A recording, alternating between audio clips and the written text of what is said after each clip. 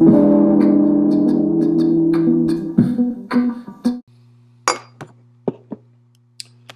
back, Sam Bloomswell Goods. I do appreciate your comments, your views, your participation. The general consensus from most of the comments is like, yep, yes, this is happening over the falls. You know, we're doomed. It's not going to be pretty. It's going to be soon. There's quite a few people out there that already know this,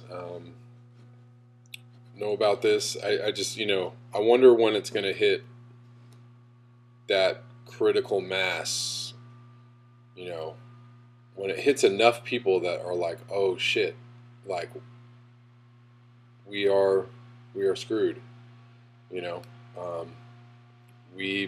messed up. We should have we should have taken this much more seriously a lot longer ago. And it's partly the powers that be. It's, there's a lot of people that knew about this, that had, influence and power to change this, or maybe they didn't. I don't know.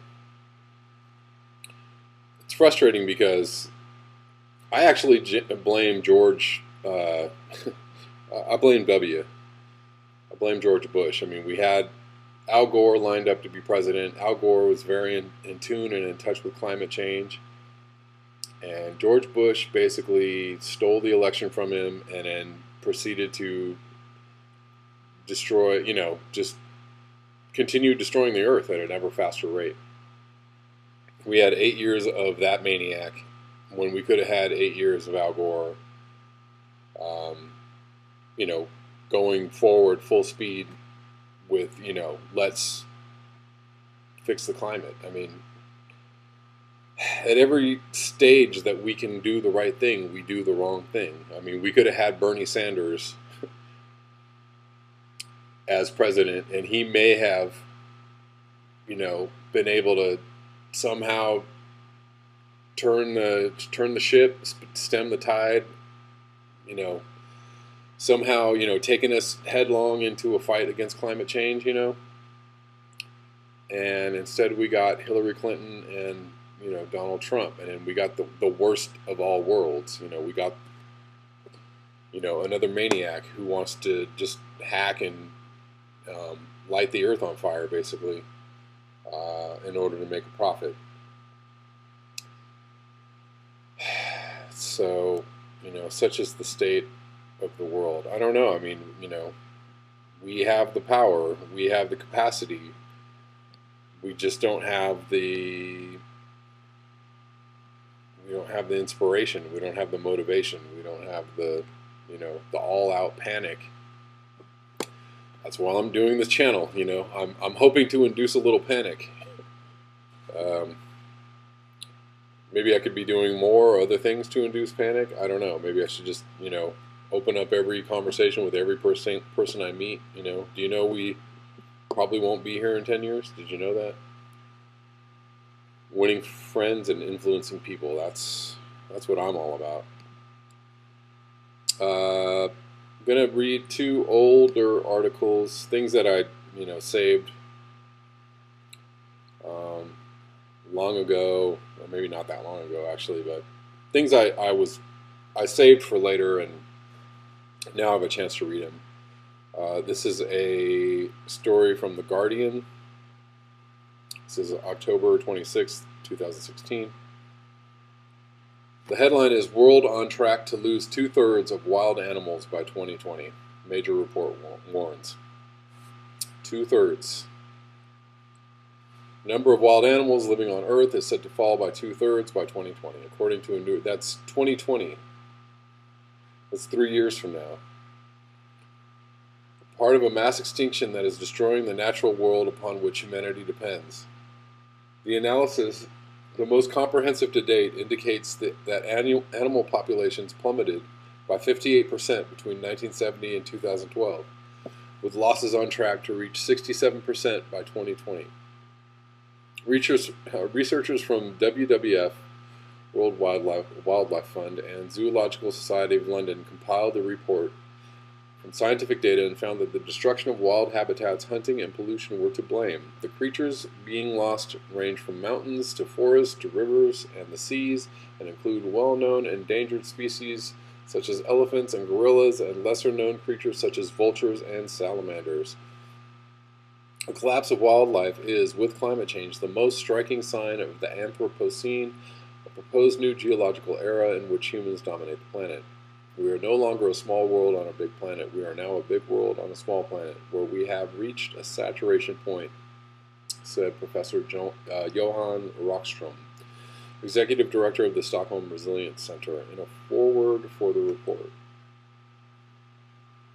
He said humanity was completely dependent on nature for clean air and water, yes.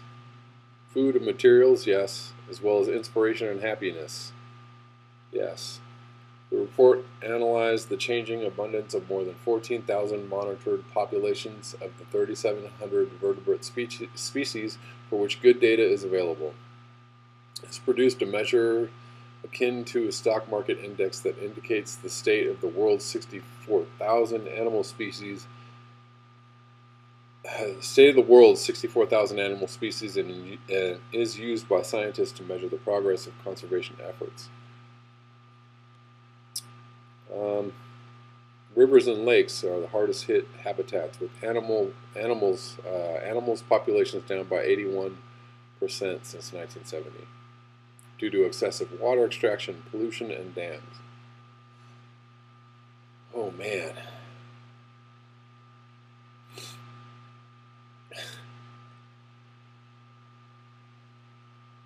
(2020), y'all. 2020, when the next time we're going to be trying to elect another president. 2/3 of all wildlife could be gone by then.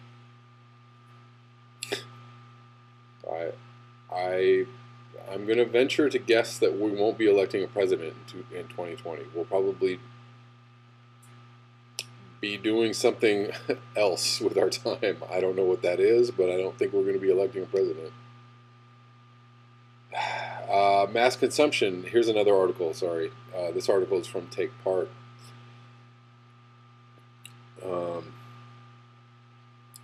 Headline is Mass Consumption is Causing Mass Extinction. Can we stop ourselves?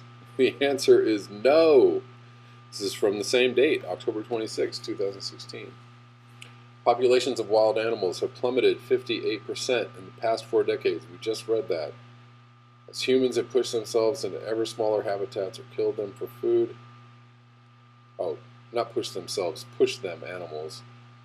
This is basically the same. This is the same information.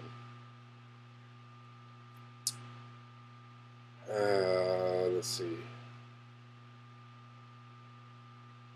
Terrestrial and marine species populations dropped by 38%, 36%, respectively, over the same period. Humanity currently needs the regenerative capacity of 1.6 Earths to provide the goods and services we use each year. Maybe we're using too many goods and services. Maybe we're trying to have too many goods and services. We need too much. We don't restore, we do not replace, we do not recycle, we do not regenerate. We just take and take and take. And we consume and we consume.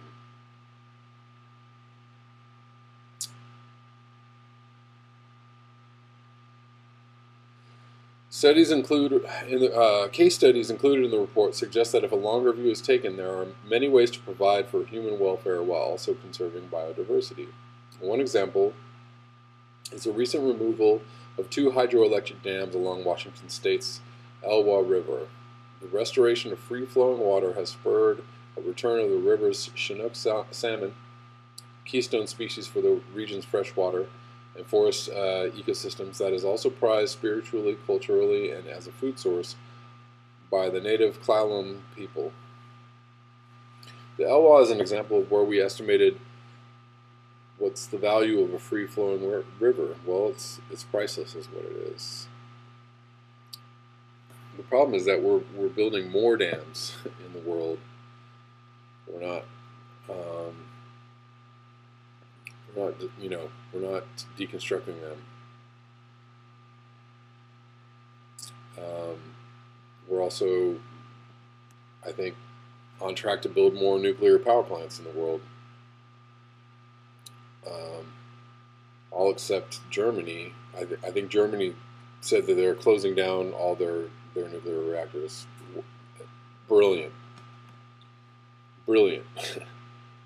Everyone can learn a lot from Germany, even though they're still a highly industrial society, and that's no good in the long run. But, they've switched a lot of their energy over to renewables. They were closing down nuclear power stations, but that's just one country out of so many. Well, so I'm going to link these articles below.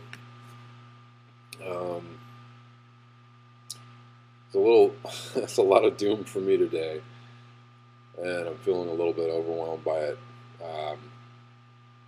But take it in and give me your comments, give me your feedbacks, give me a like if you feel like it. And thank you so much for tuning in. I'll be back tomorrow with a couple more videos. Take care.